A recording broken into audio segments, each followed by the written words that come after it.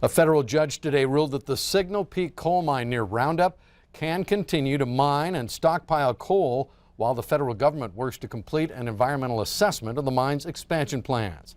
At a hearing in Missoula Federal Court, U.S. District Judge Donald Malloy decided to allow the mine to stockpile up to 170,000 tons of coal, but also directed that the coal on federal land not be shipped or sold.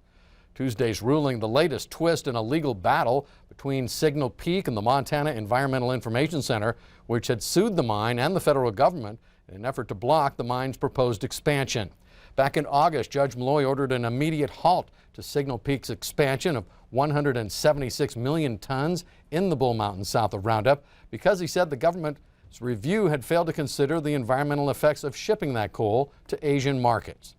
Earlier this month, the company requested a stay in the judge's ruling.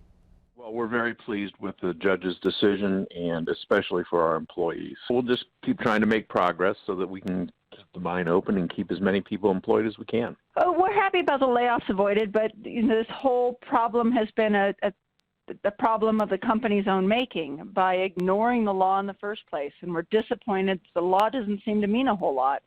When a company can come in and say, we don't want to have to comply with the law, otherwise we might have to shut down, we would argue the law is not optional. The law is something that they should have paid attention to years ago. Signal Peak employs 260 workers at its Bull Mountain mine, which is the state's largest underground coal mine. Completing a new environmental assessment is expected to take between 6 to 7 months.